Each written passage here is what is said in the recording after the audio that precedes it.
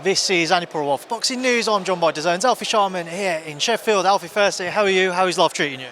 Very well, thanks, Andy. Yeah, good. Great to be up here.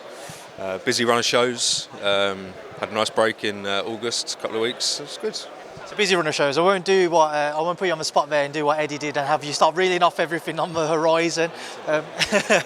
But here we are, Wood-Warrington. It's a fight which has had everybody talking. Everybody loves a domestic clash, but obviously this is at world level. How excited are you personally for this fight?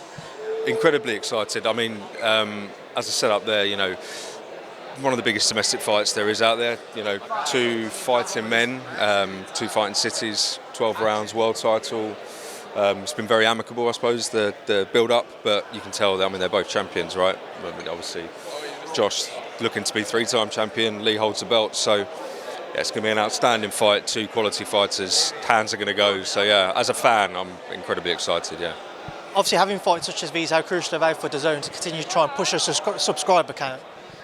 Crucial, absolutely, you said it yourself. Look, we always shoot for the tentpole events, the huge pay-per-view shows, we deliver those, but look, we're a subscription service, sorry mate. Oh, mate. We're a subscription service, so we need to keep the customers engaged. Shows like this, which are top quality domestic shows, being able to deliver this as part of our subscription, something that makes us very proud and something that's always been part of our philosophy and will continue to do. So, really. Everybody's very excited for the action which will take place in that main event. I know it's not your role to kind of tell us what to expect, but just as a fan's point of view, what are you hopeful for on Saturday? I'll try. Look, they're both punchers. Obviously, Josh has got a real tank on him, as we know. Lee's got power, Josh has got power. I think they said it up there, underrated power. It's quite hard for me to hear what they were saying up there, so I might just be regurgitating what they're saying, so forgive me if I am. But yeah, look, I'm looking forward to seeing lots of punches thrown. Whether it goes the distance, who knows? I'll be there, ringside, looking forward to it. So yeah, that's about as far as my boxing analysis can take you, Andy, to be honest. Ryan Garcia's next fight being announced, just walk me through kind of a process of landing on Duarte. He wants to fight. Obviously, had a massive event in April, which was hugely successful. Great partnership for Dazn with Showtime. Excellent event. Obviously, Ryan didn't win that, didn't come out victorious, but showed himself very well. He wants to get back out there. It's a tough fight. He's very confident. He wants to keep busy. Huge fights out for him next year, so looking forward to it. Huge fights up for him next year. I saw Oscar De La Hoya and Bob Arum had a little meeting, I think it was last night, discussing a potential fight there with Ryan and Teofimo Lopez. Just your thoughts on that? I wasn't in the room, I wasn't invited to that meeting, unfortunately, but yeah, great fight.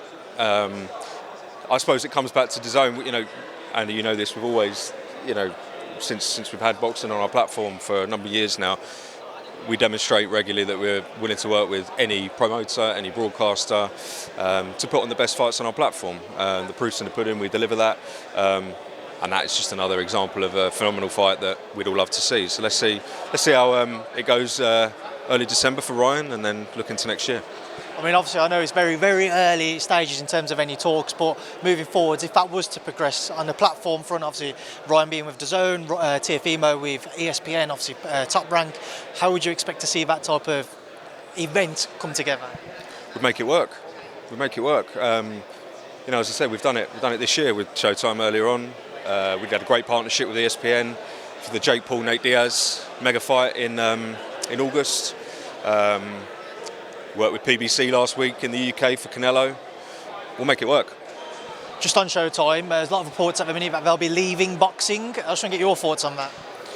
Yeah, I can't comment on their business, obviously. They're well established in the game, hugely successful, put on some amazing fights over the decades. So hopefully they land on something that's suitable for them as a business.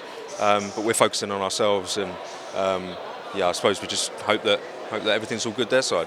When you have a powerhouse and a network as strong as what Showtime have and the success that they've had in the sport, does that kind of give you guys any concerns moving forward with your own platform? If they're leaving the sport, what does that mean for boxing? No, because we're a multi-sport global platform. Boxing, for my markets that I look after, US and UK and Ireland, boxing is our kind of core offering. But as you know, we're in multiple markets with domestic football. The UK, we've added a ton of rights this year. Saudi Pro League, UWCL has been on our platform for a while. IPL cricket, PFL. So there's more to our platform than just boxing. We're very comfortable with our boxing business. Got a great network of promoters delivering multiple fights on a weekly basis. So we're very confident, we're very happy with where we are. Hopefully Showtime are comfortable where they are as well, and we wish them all the best. If Showtime do take a step back, it does leave PBC out in the open there. I've seen some reports that they had a meeting with Amazon Prime apparently about potentially teaming up together. On the Dazn front, would you be open, let's say if PBC were to approach you guys, say listen, we need a new broadcaster, a new network to work with, would you entertain those discussions? Well, look, again, sorry to be repetitive, it comes back to the answer before. You know, we've demonstrated on a regular basis that we're willing to work with anybody to put on the best fights. Obviously, from a business point of view, commercially it needs to make sense for Dazn. We've got our priorities, as do other businesses, right? So there's case-by-case deals to be made. But look, last week, literally, proof was we delivered Canelo in the UK last week working with PBC. So who knows? But just sticking with kind of Showtime, there's reports that they will put on a fight on December 9th as well, a Floyd Mayweather exhibition. Obviously, you're going with Haney-Prograis on that night, which is pay-per-view out in the States.